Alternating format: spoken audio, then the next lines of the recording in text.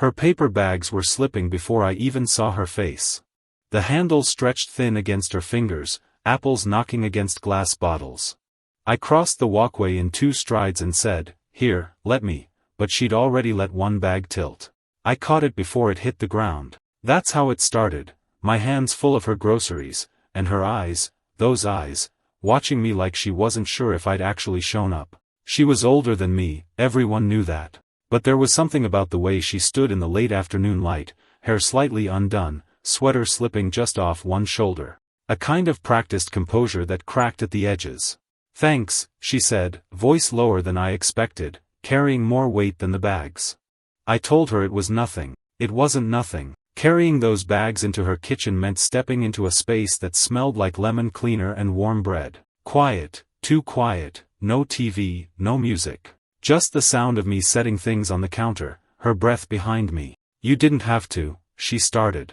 "I wanted to," I said, a little faster than I meant to. She didn't answer. She just stepped closer, brushing past me to rearrange a carton of eggs. Her sleeve grazed my arm. Nothing, really, except it wasn't nothing. My chest felt too tight for the air in the room. I tried to talk, to keep it normal. Asked if she'd been out long, if she needed help with the rest. But she gave short answers, almost like she was listening for something else. When she finally looked up, her eyes caught mine longer than either of us expected. I should have looked away. Instead, I noticed the tiny line at the corner of her mouth, how her lips pressed together like she was holding back words. "You're, what, 22?" she asked suddenly. 24, I said. A pause. "Still too young to be wasting your time helping me. It doesn't feel like wasting anything." That got her. I saw it in the way her hand froze on the counter, then curled into a fist before she smoothed it flat again. A microsecond of regret, gone just as quickly. I wanted to say more, but the silence stretched, filling the space between us. My pulse drummed against it, too loud in my ears. She turned, finally, reaching for a bottle of wine still in the bag I'd carried. Her fingers brushed mine as she pulled it free. It should have been clumsy, accidental. It wasn't. Her skin was warm. Softer than I imagined. And she didn't move her hand away right away. "You should go," she said softly. But her voice betrayed her, just a thread too thin, almost breaking. I didn't move. Couldn't. The room seemed to shrink, pressing us closer. The smell of her shampoo, the faint rise and fall of her chest, it was all I could register. She exhaled sharply, then did something I didn't expect. She reached past me, grabbed the edge of the door, and shut it. The click of the lock felt louder than it should have been. Her hand lingered on the knob, knuckles pale. She didn't look at me right away. When she finally did, her eyes said everything her mouth refused to. And then, footsteps outside in the hall. The sound froze her, froze us both. The footsteps outside faded, muffled down the hall.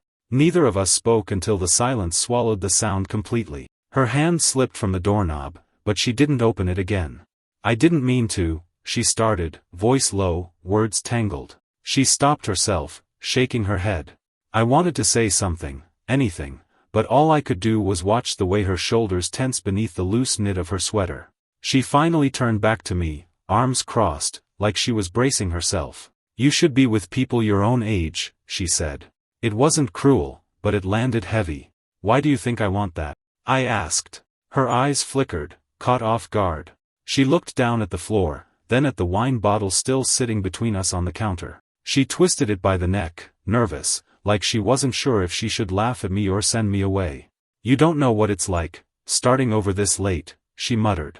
That told me more than I expected. Starting over. Divorce, maybe. Or something worse. I wanted to ask, but her jaw set tight, warning me not to.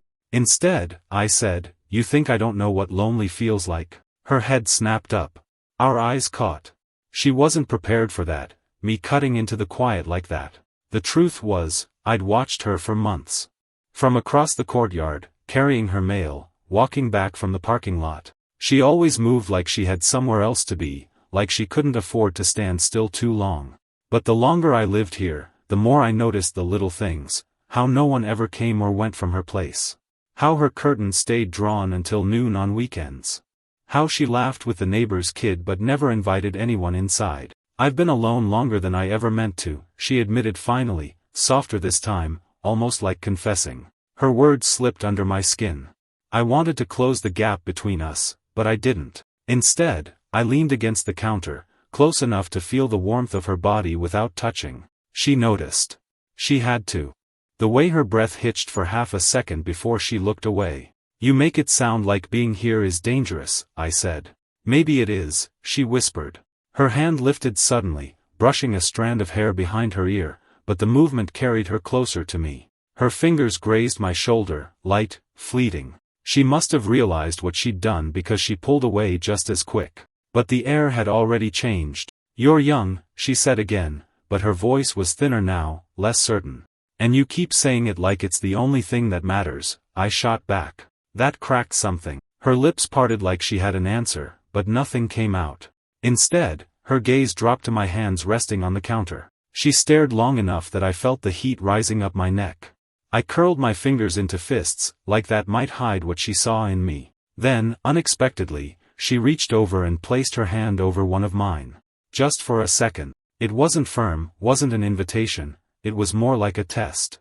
A fleeting, trembling pressure, as if she wanted to know if I'd pull away first. I didn't. The contact ended almost before it began, but the ghost of her touch stayed. Her cheeks colored faintly as she drew her hand back, tucking it against herself. "You should open the door now," she said quietly. But her eyes didn't match the words. They lingered, heavy, unwilling to let me go. I moved toward the door, but stopped. Close enough that the space between us thinned to nothing but breath. Her breath brushed against my jaw when she exhaled. My hand hovered near the knob, hers still clutched against her chest. Neither of us moved. And in that motionless second, I knew it, we'd already crossed the line, even if we hadn't touched again.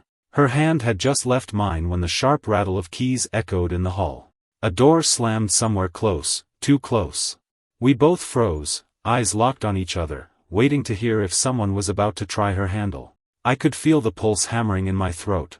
She stepped back fast, nearly bumping into the counter. "They'll hear," she whispered, barely moving her lips. But no one came. The hall fell quiet again. Still, the scare lingered in the room, in the tight way she folded her arms, in the way I stood too stiff by the door, like I didn't belong inside. "I told you," she said finally, almost to herself. "It's too risky." I wanted to argue, but her face, caught between fear and something else, shut me up. Instead, I leaned my weight against the door. "Risky doesn't mean wrong." Her breath caught. For a moment she looked younger, not in age, but in the way her guard slipped. Then she stepped toward me, slow, careful, like testing the floorboards under her feet. She stopped inches away, close enough that the faint warmth of her body touched mine. Her hand hovered near my arm, not quite touching. "You don't know what people will say," she whispered. I tilted my head down, catching the faintest trace of her shampoo, the hush of her breath. "Why do you care what they say?" Her silence was answer enough. Shame, hesitation, maybe both. She reached up, brushed invisible dust from my sleeve, too deliberate to be an accident. The soft press of her fingers lingered, trailed down toward my wrist before she pulled away. The space between us was heavy, vibrating with everything we weren't saying. I almost leaned in. She almost let me. And then, her phone buzzed on the counter. A loud, sharp intrusion. She flinched, spinning away as though burned. The screen lit up. "Are you home? Can I stop by?" She grabbed the phone, thumb hovering over the reply button, but her eyes flicked to me. For half a second, panic crossed her face. "You should," she started. "I don't want to leave," I cut in. My voice came out rougher than I intended. Her eyes widened. She swallowed, hard, then typed something quick before setting the phone face down. I didn't see what she wrote, but her hands trembled slightly as she put it aside. "Who was it?" I asked. She shook her head. "Doesn't matter." But it did. I could see it in the tightness of her jaw, the way she paced a single step back and forth. I stepped closer, drawn like a tide I couldn't fight. When I reached out, my hand brushed her elbow. She didn't move away. Instead, she stilled, eyes closing briefly, as though she wanted the world to stop. "Tell me to go," I said softly. Her lips parted. She didn't. The quiet stretched. I could hear both of us breathing, out of sync. Then, as if the silence pulled her forward, she stepped into me. Not all the way. Just close enough that my chest brushed hers when we inhaled at the same time. I looked down, she looked up. It should have been a kiss. God, it was almost a kiss. But she stopped herself. Inches away, her lips trembling, her hand pressed against my chest like a barrier, and a tether at the same time. Don't make this harder, she whispered. I caught her hand against me, holding it there. I'm not the one pulling away. Her breath hitched, her forehead nearly touching mine. For a long, suspended second, we hovered in that impossible space between right and wrong, distance and surrender. Neither of us moved. Neither of us could. Her hand was still pressed against my chest, my palm covering it, holding it there like neither of us wanted to admit how far we'd gone. Her lips were close, too close. If I leaned in even an inch, there'd be no pulling back. She whispered, almost shaking, "We can't." I lowered my head until my mouth nearly brushed her ear. "Then tell me to stop." The tremor that went through her body told me everything. She didn't move, didn't speak. Just stood there, chest rising hard against mine, caught between flight and surrender. "You don't understand," she said finally, but her voice cracked on the last word. "Then make me," I breathed. Her eyes flicked up to mine. That was the moment. Something raw flashed there, unguarded, almost desperate. She tried to step back, but I caught her wrist gently, barely more than a touch. Enough to keep her near. "I've tried," she whispered. "Tried not to notice you. The way you look at me. The way you.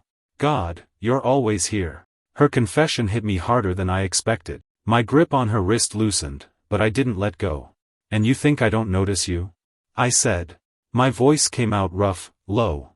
"You have no idea." Her breath shivered as I reached up with my free hand, brushing a stray strand of hair away from her face.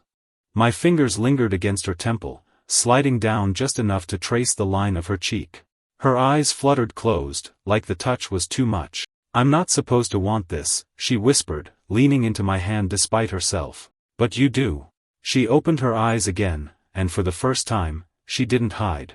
All the regret, the longing, the fear, it was right there, wide open. She moved closer, so close her sweater brushed against my shirt, soft fabric catching.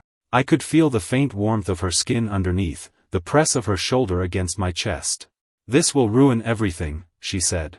"Or it might save something," I countered. Her laugh was short, pained. She shook her head but didn't move away. Instead, she leaned her forehead against mine. My whole body stilled. The contact was small, nothing really, but it burned like fire. I wanted to close the gap, to claim the space between us that had been suffocating me since the first time I carried her groceries in. My lips hovered just shy of hers. And then, her phone buzzed again on the counter. She flinched but didn't move back this time. Instead, she pressed herself against me harder, as though the sound on the counter was a threat she had to drown out. "Don't," she whispered, voice almost pleading. "Don't what?" "Don't kiss me." But her hand slid up, fingers curling lightly at the back of my neck, pulling me closer. I searched her face, inches away. "You don't want me to?" Her silence answered louder than words.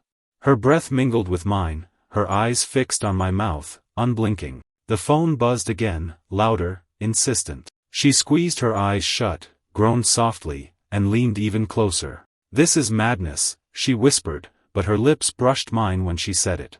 And that was it, the line, right there. One breath away. 1 second from being crossed forever. Her lips brushed mine when the pounding started.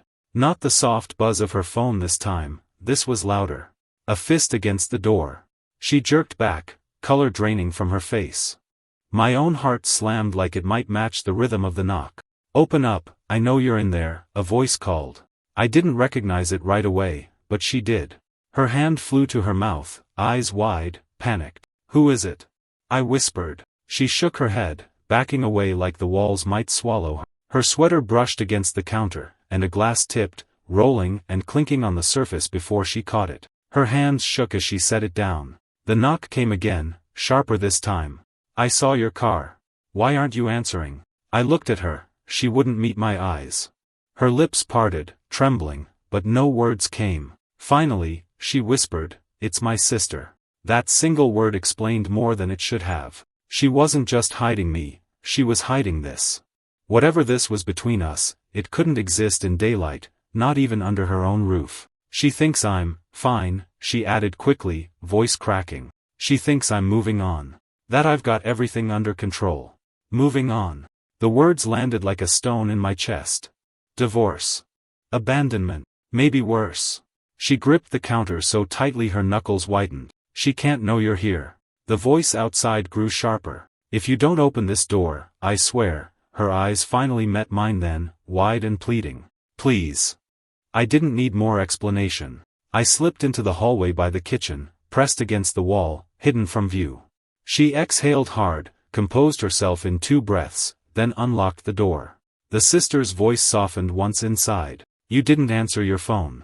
I was worried. I couldn't see them fully, but I heard the shift in tone, the footsteps, the rustle of bags. She made excuses about groceries, about being tired, about nothing important happening tonight. And I stood in the dark kitchen, watching the faint outline of her reflection in the window glass, her posture straighter, her voice steady, a mask sliding perfectly into place. But then, her eyes flicked, just once, toward where I was hidden. And in that glance, she told me everything her mouth couldn't. Stay. Don't leave me like this. The conversation dragged.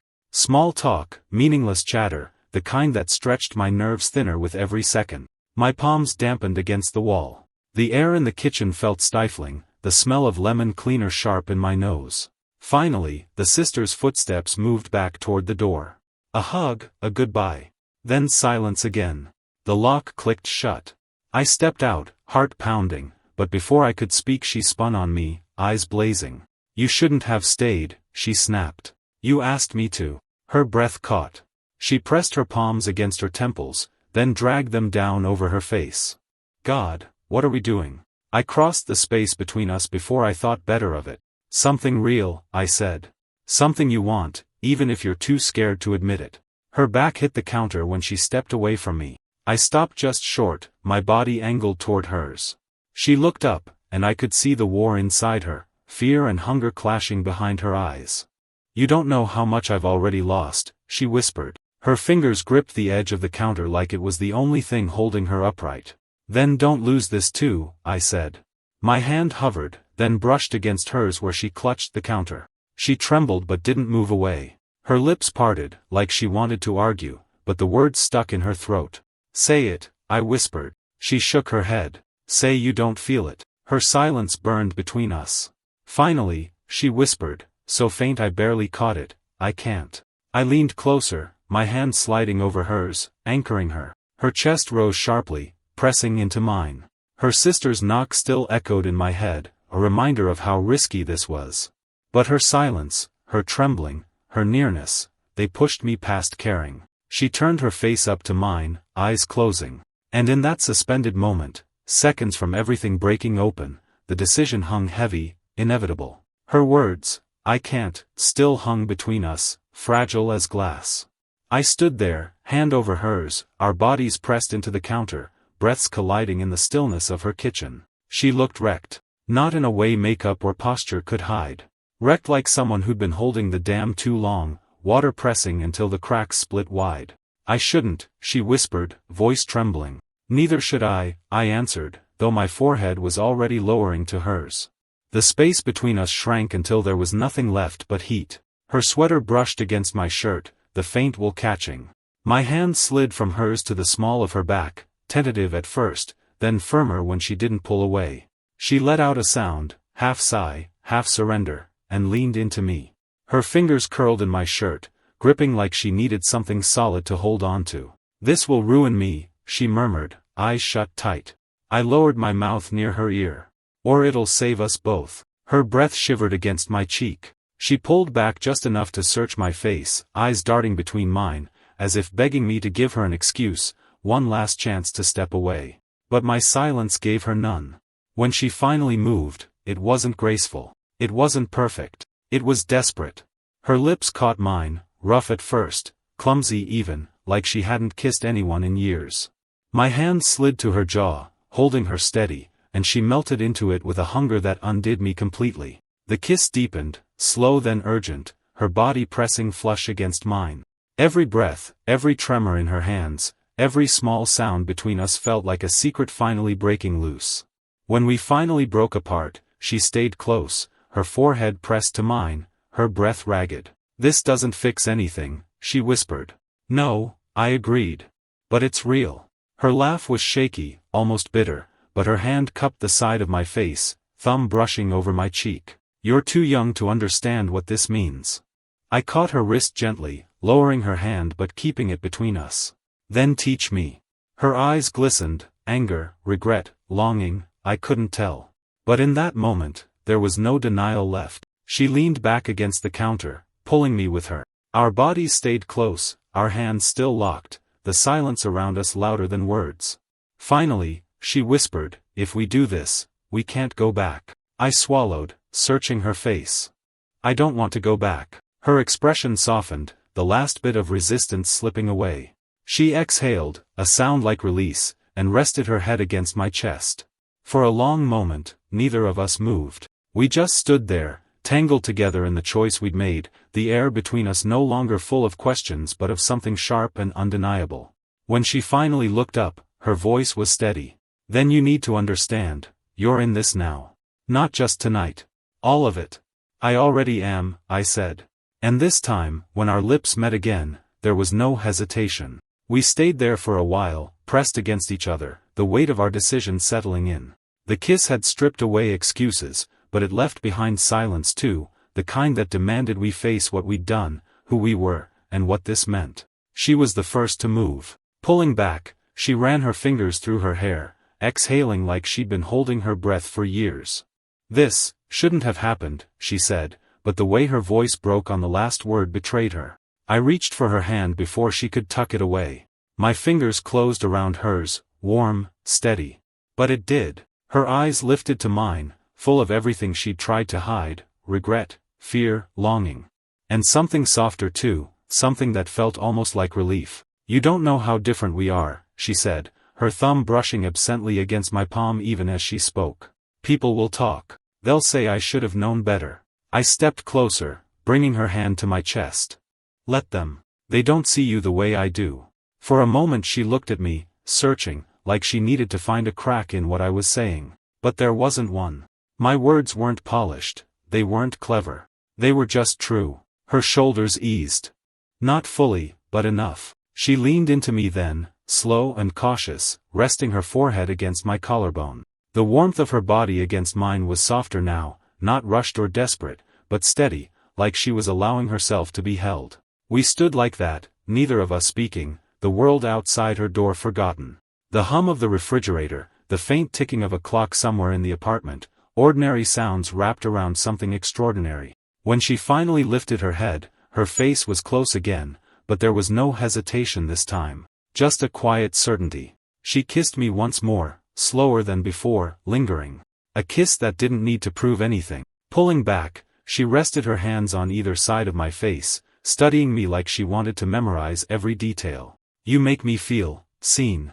Do you understand what that means? I nodded, covering her hands with mine. It means I see you the way you really are. Not just the way you try to be. Her eyes softened, and she smiled, small, trembling, but real. She threaded her fingers through mine and guided me toward the couch. We sat side by side, still holding hands, the closeness between us quiet now instead of sharp. For the first time all night, she didn't look like she was about to run. I don't know what happens after this, she admitted, leaning her head against my shoulder. Then we figure it out together, I said. Her laugh was tired, tender, but hopeful. She tightened her grip on my hand, as though testing whether I'd really stay. And I did. I stayed. We sat in the dim light of her living room, her head resting against me, my hand tangled with hers, the silence between us no longer heavy but warm. Whatever came next, whatever people thought, it no longer felt impossible. She turned slightly, brushing her lips against my temple, a quiet promise sealed in something so small. And for the first time, I knew, this wasn't a mistake. It was ours. 6.